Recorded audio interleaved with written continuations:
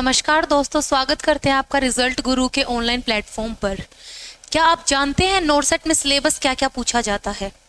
हम आपको आज बताने आए हैं कि बेटा जी नोरसेट में सिलेबस क्या क्या आएगा, क्या क्या आपसे पूछा जाएगा, कौन कौन से सब्जेक्ट होते हैं, प्री होता है, मेंस होता है, कितने भागों में पेपर डिवाइड होगा, कैसे आप नोरसेट की वो जो बीच की कड़ी है उससे आप अपनी सरकारी नौकरी को प्राप्त कर सकते हैं, कैसे आप नर्सिंग ऑफिसर बनेंगे। आइए शुरू करते हैं। तो बेटा जी नर्सिंग ऑफिसर का जो एग्जाम पैटर्न होता है इसमें क्या होता है बेटा, सबसे पहली बात क्या है बेटा, प्रीलिम्स और मेंस हमें दो एग्जाम देने पड़ेंगे। क्या देना पड़ेगा बेटा जी? प्रीलिम्स और हमें मेंस के दो एग्जाम देने पड़ेंगे। दोनों का जो मार्किंग है, दोनों की जो स्कीम्स है वो बिल्कुल डिफरेंट है बेटा। कितने सेक्शन आएंगे, क्या वेटेज रहेगा, कितने क्वेश्चन आएंगे, सब अलग अलग है। प्रीलिम्स का जो तरीका है क्वेश्चन देने का, प्रीलिम्स के एग्जाम का नंबर ऑफ क्वेश्चंस अलग होते हैं और मेंस के नंबर ऑफ क्वेश्चंस बेटा जी अलग होते हैं। तो हम आपको बताते हैं बेटा, ये हमारा, हम सबसे पहले आपको प्रीलिम्स में बता देते हैं। जो नोरसेट का एग्जाम होगा, पहला जिस पड़ाव पे आप अपनी पहली सीढ़ी पे कदम रखेंगे तो उस पेपर का क्या नाम है बेटा जी? NORCET prelims. तो प्रीलिम्स में जो पैटर्न रहेगा बेटा पेपर का, उसमें क्या देखेंगे आप, 20% या फिर बोल सकते हैं जो 20 नंबर आएंगे बेटा वो क्या होंगे, हमारे जनरल नॉलेज और एप्टीट्यूड के आते हैं। उसके अलावा जो 80 क्वेश्चन बचते हैं, 1 नंबर का एक क्वेश्चन होता है बेटा जी, वो क्या होगा हमारा, जो मैक्सिमम हमारा वेटेज होता है वो हमारा नर्सिंग कोर्सेज का होता है। नर्सिंग कोर्सेज मतलब बोल सकते हैं हम नर्सिंग सब्जेक्ट हमारे इसके अंदर आएंगे बेटा जी। 100 नंबर का आपका प्रीलिम्स का पेपर होगा, 20 आपका जनरल एप्टीट्यूड जनरल नॉलेज आ जाएगा, जिसके अंदर 80 नंबर का आपका नर्सिंग का सिलेबस रहता है। तो बताया गया है, जो मैंने आपको ऑलरेडी बता दिया है बेटा जी, इसके अंदर क्या रहेंगे, 4 ऑप्शंस आते हैं। एक क्वेश्चन के अंदर आपको सही का चुनाव करना होता है। नेगेटिव मार्किंग होती है बेटा जी, वो कितनी होती है हमारी, 1/3 होती है। अगर आपने एक क्वेश्चन गलत किया है तो जो सही किए हैं उसमें से आपका 1/3 हिस्सा जो है वो कट जाएगा। तो बड़े ही ध्यान से हमें क्या करना होता है, पेपर को करना होता है, क्योंकि कभी कभी जो नंबर हमें मिलने होते हैं वो भी हमारे हाथ से चले जाते हैं। तो नेगेटिव मार्किंग जिस पेपर में होती है उससे हमें क्या रहना है, बच के रहना है। तो आगे देखिए, एम्स नोरसेट क्वेश्चन पेपर क्या है हमारा, 5 सेक्शन में डिवाइड होगा बेटा। जो प्रीलिम्स का पेपर है वो 5 सेक्शन में डिवाइड होगा, हर सेक्शन में 20-20 क्वेश्चन आएंगे। तो 20-20 के हिसाब से आपका पेपर में 100 क्वेश्चन आएंगे तो 5 सेक्शन बनते हैं बेटा, ठीक है। हर सेक्शन में 20 क्वेश्चन होंगे। तो बेटा जितने भी सेक्शन है उनमें क्या होगा, आपको 18 मिनट का समय मिलेगा। पूरा पेपर जो है आपका वो कितना होगा, 1.5 घंटे का पेपर आपका होता है, जिसमें से आपको क्या होगा, हर 20 क्वेश्चन के लिए 18 मिनट मिलेंगी बेटा जी। एक बार 18 मिनट 20 क्वेश्चन, एक बार आपकी नजरों से वो क्वेश्चन 18 मिनट के लिए चले गए, जिंदगी में कभी दोबारा नहीं खोल पाओगे। तो सबसे इंपॉर्टेंट चीज क्या है पेपर के अंदर, आपको टाइम मैनेजमेंट करनी होगी। क्या करना होगा बेटा जी, टाइम मैनेजमेंट आपको बहुत ध्यान रखना होगा टाइम का, क्योंकि 20 क्वेश्चन 18 मिनट का फासला आपको अगले सेक्शन में पहुंचा देगा। अगर आपका कोई क्वेश्चन रह गया तो आप उसको दोबारा नहीं देख पाएंगे, तो इसीलिए आपको टाइम मैनेजमेंट पे ध्यान देना पड़ेगा। ये था आपका प्रीलिम्स में कैसे क्वेश्चन आएंगे बेटा, उसके बारे में। आगे देखते हैं हम मेंस का एग्जाम पैटर्न कैसा रहता है बेटा। जो हमारा मेंस का क्वेश्चन पेपर आएगा बेटा, आप देखोगे स्क्रीन पे तो जितने भी क्वेश्चन होंगे बेटा सभी नर्सिंग से ही रिलेटेड होंगे।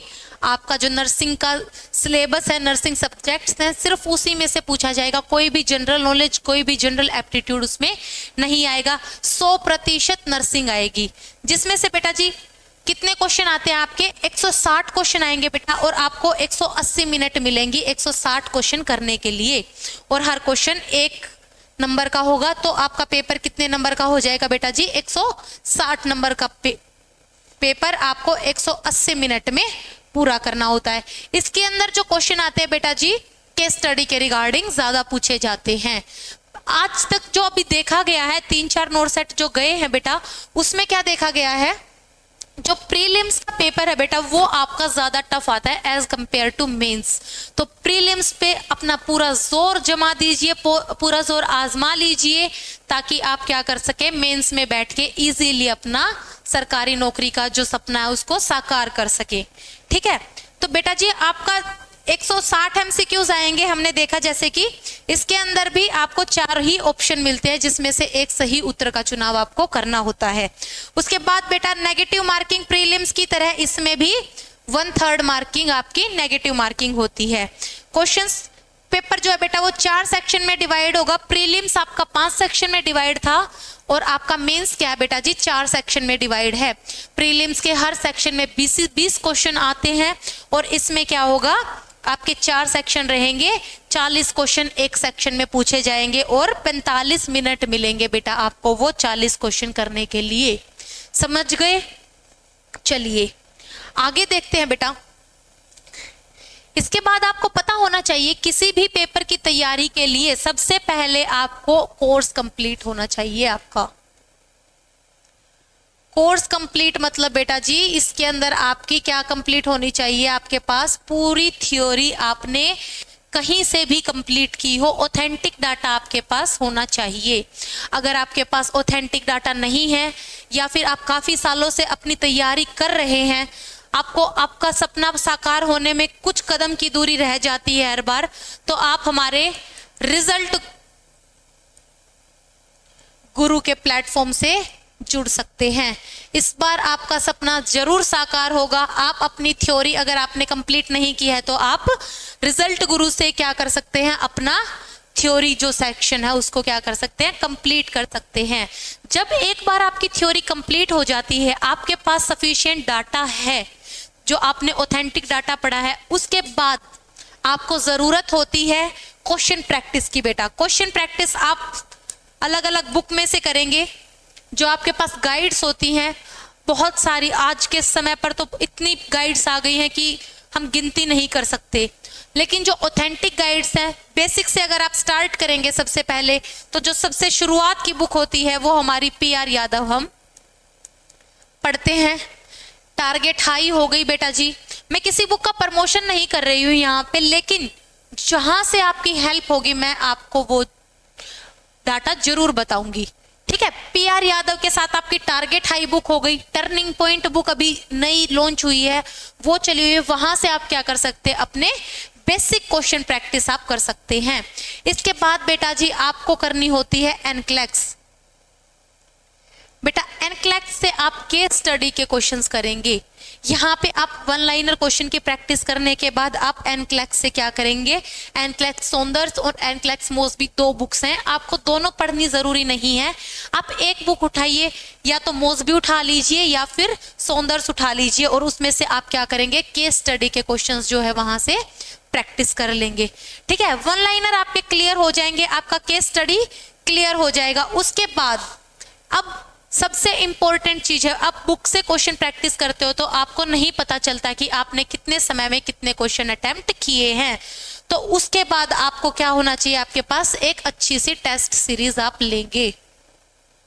क्या करेंगे बेटा जी, एक अच्छी सी टेस्ट सीरीज लेंगे। टेस्ट सीरीज में क्या होता है बेटा, जैसे असल में आप स्क्रीन पे बैठ के आप प्रीलिम्स और मेंस देते हैं, उसी तरीके से आपको आपके फोन में, मोबाइल फोन में, लैपटॉप में, टैब में क्या मिलेगी, टेस्ट सीरीज आपको मिल जाएगी।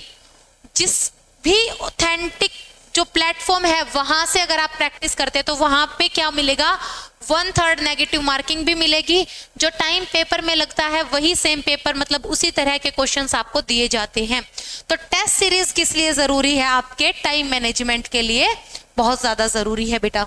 ठीक है, रिजल्ट गुरु का प्लेटफॉर्म आपको थ्योरी के साथ साथ आपको टेस्ट सीरीज भी प्रोवाइड करेगा। क्या करेगा बेटा जी, टेस्ट सीरीज भी प्रोवाइड करेगा। जब आप एक बार पूरा थ्योरी प्रिपेयर कर लेते हैं, क्वेश्चंस प्रैक्टिस कर लेते हैं, तो आपको क्या पता चलता है कि जो पहले के क्वेश्चंस हैं इसके साथ साथ आप क्या करेंगे, PYQs प्रीवियस ईयर क्वेश्चंस भी सोल्व करेंगे।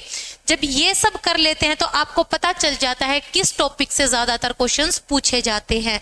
बेटा जी सिलेबस कितना भी वास्ट हो, लेकिन जो क्वेश्चंस रिपीट होते हैं वो कुछ पर्टिकुलर टॉपिक से ही होते हैं। तो आप पढ़ेंगे तो आपको पता चलेगा कि कौन सा टॉपिक इंपॉर्टेंट है आपके लिए, ठीक है। तो PYQ से आप समझ जाएंगे। फिर आप दोबारा से जब थ्योरी को रिवाइज करेंगे, एटलीस्ट आपको नोरसेट क्लियर करने के लिए आपकी थ्योरी कम से कम भी 3-4 बार रिवाइज की होनी चाहिए। टिप्स पर जब तक आपको नहीं पता होगा किस कोने में कौन सा आपने टॉपिक लिखा है, तब तक आपका नोरसेट क्लियर नहीं हो सकता। तो आपको थ्योरी एकदम टिप्स पे करनी है। एट लास्ट इसके बाद आप क्या करेंगे, अपने LMR बनाएंगे। LMR का मतलब होता है बेटा लास्ट मिनट रिवीजन नोट्स होता है बेटा जी। क्या करेंगे आप, लास्ट मिनट रिवीजन नोट्स बनाएंगे। जितना भी आपने डाटा अपने नोट्स में लिखा है, आपने जो जो क्वेश्चन सोल्व किए थे, जिसमें आपसे गलती हुई है उस क्वेश्चन को आप अलग से एक नोटबुक में लिख लेंगे। जो नोट्स हैं उनमें से जो हाईलाइटेड चीजें हैं, जिनमें से क्वेश्चन पूछा जाता है, उसको आप इन नोट्स में लिख लेंगे। एक छोटी कॉपी बना लेंगे जिसके अंदर आप क्विक रिवीजन, जिस समय पर पेपर होगा आप क्या कर सकते हैं, क्विक रिवीजन कर सकते हैं कंप्लीट थ्योरी का। और आपको क्या है, मल्टीपल सोर्सेज की तरफ भागने की जरूरत नहीं पड़ेगी बेटा जी, ठीक है। तो ये मैंने बताया कि आप तैयारी कैसे करेंगे। इसके बाद है, आपको सब्जेक्ट्स नहीं पता होंगे कि कौन कौन से सब्जेक्ट्स आते हैं पेपर में, तो आप कैसे ही वो थ्योरी पढ़ेंगे। तो बेटा जी नर्सिंग जो है हमारी, वो मेजर और माइनर सब्जेक्ट्स में डिवाइडेड है, ठीक है बेटा। मेजर और माइनर कैसे डिसाइड होते हैं कि पेपर में सबसे ज्यादा क्वेश्चन किन किन सब्जेक्ट से पूछे जाते हैं, उन बेसिस पे हम मेजर और माइनर को डिवाइड करते हैं। जो हमारे इधर मेजर सब्जेक्ट्स हैं वो क्या है बेटा जी, हमारा सबसे पहले मेडिकल सर्जिकल नर्सिंग आ जाएगा बेटा, MSN हमारा है। उसके बाद फंडामेंटल ऑफ नर्सिंग आ जाएगा, OBG होगा बेटा हमारा, साइकेट्री होगा, इसके साथ हमारा पीडियाट्रिक्स होगा बेटा, और क्या आएगा हमारा, कम्युनिटी हेल्थ नर्सिंग। तो बेटा ये जो 6 सब्जेक्ट हैं ये क्या है, हमारे मेजर सब्जेक्ट्स हैं। इन हर सब्जेक्ट्स में से क्या देखने को मिलता है बेटा, अभी जो मेंस हुआ था लास्ट टाइम, उसमें साइकेट्री से कम 30-35 क्वेश्चन हमें देखने को मिले थे। तो इनमें से हम नहीं बता सकते कि कौन सा सब्जेक्ट ज्यादा आ जाए, तो हम तीनों को ही क्या करना है, पक्का करके जाना है। क्योंकि ऐसे ही होता है बेटा जी, 15 से 20 क्वेश्चन जैसे कि मेडिकल सर्जिकल नर्सिंग से पूछ लिए जाते हैं, फंडा से भी 15 से 20 पूछ लिए जाएंगे, OBG में भी ऐसे ही होता है, 10 से 15 या फिर 12 क्वेश्चंस आपसे पूछ लिए जाते हैं। सेम ऐसे ही पीडिया में भी आपसे 7 से 10 या फिर कभी कभी 12 क्वेश्चंस भी आपसे पूछ लिए जाते हैं बेटा जी, ठीक है। ऐसे ही साइकेट्री का बता दिया मैंने, साइकेट्री में भी 15 तक पूछे जाते हैं, और CHN के क्वेश्चंस भी आपसे जैसे कि 6 से 8 क्वेश्चन तक आपसे पूछे जाते हैं बेटा, ठीक है। अब जो माइनर सब्जेक्ट है उनमें से जो मेन आएगा आपका, वो क्या है बेटा, रिसर्च एंड मैनेजमेंट। बेटा रिसर्च और मैनेजमेंट भी एक इंपॉर्टेंट सब्जेक्ट है। कभी कभी क्या होता है, एग्जामिनर है संकी हो जाता है, तो कभी क्या कर देता है, रिसर्च और मैनेजमेंट के 2-4 क्वेश्चन आपको देखने को मिल सकते हैं। तो हम इग्नोर नहीं करेंगे किसी भी सब्जेक्ट को, क्योंकि सिलेक्शन बेटा एक नंबर से ही रहता है और एक नंबर से ही आपको सीट मिल जाती है। तो कभी भी अपने भविष्य के साथ, अपने गोल के साथ, अपने एम के साथ कभी भी हमें रिस्क नहीं लेना चाहिए। जहां भी हमें लगे कि ये एक रिस्क फैक्टर है, हमें रिस्क फैक्टर को दूर हटा देना है और क्या करना है बेटा, अपनी तैयारी को टू द पॉइंट रखना है। रिसर्च के बाद क्या है हमारा, बायोकेमिस्ट्री है बेटा। बायोकेमिस्ट्री के बाद न्यूट्रिशन भी एक अच्छा सब्जेक्ट है जो कि देखने को मिलता है हमें। उसके बाद बेटा सोशियोलॉजी और कम्युनिकेशन, और बचता है हमारा बेटा माइक्रो, ठीक है बेटा जी। सोशियोलॉजी और कम्युनिकेशन से भी कभी कभी क्या है, हमें क्वेश्चंस देखने को मिल जाते हैं। तो हमें क्या है, सोशियोलॉजी और क्या करना है बेटा, हमें अपना कम्युनिकेशन को भी पूरा तैयार करके रखना है। अगर इक्का दुक्का क्वेश्चन भी पूछ लिया जाए तो हमें वो क्वेश्चन छोड़ के नहीं आना है कभी भी, ठीक है बेटा। तो ये सब मैंने इसीलिए बताया है ताकि आप इस नोरसेट के साथ साथ अगर आप काफ़ी टाइम से रिपीटर हैं, आप काफ़ी टाइम से तैयारी कर रहे हैं, तो ये प्लान आप फॉलो कीजिए और आशा करते हैं आपका नोरसेट 9 में ही सिलेक्शन हो जाए। लेकिन जो बच्चे फ्रेशर हैं या फिर जो रिपीटर हैं पर उनके पास ऑथेंटिक डाटा नहीं है, नोट्स नहीं है, तो वो हमारे रिजल्ट गुरु के प्लेटफॉर्म से जुड़कर अपनी थ्योरी कंप्लीट कर सकते हैं, टेस्ट सीरीज लेकर अपनी टेस्ट की प्रैक्टिस कर सकते हैं। बेटा जी, आप जितना आगे बढ़ोगे, जितना ज़्यादा पढ़ोगे, उससे आपको आपकी अचीवमेंट्स उतनी ज़्यादा मिलेंगी अपने गोल की तरफ और ज़्यादा आप करीब जाएंगे। तो नोरसेट 10 के लिए भी हम आगे अपना बैच इंट्रोड्यूस करने वाले हैं बेटा। तो ज़्यादा से ज़्यादा कोशिश करिए कि आपका नोरसेट 9 में ही सिलेक्शन हो जाए और जो फ्रेशर हैं वो नोरसेट 10 के लिए बैच ले सकते हैं। तो धन्यवाद आपका। आशा करती हूँ आपका भविष्य रोशनी से भरा रहे। धन्यवाद।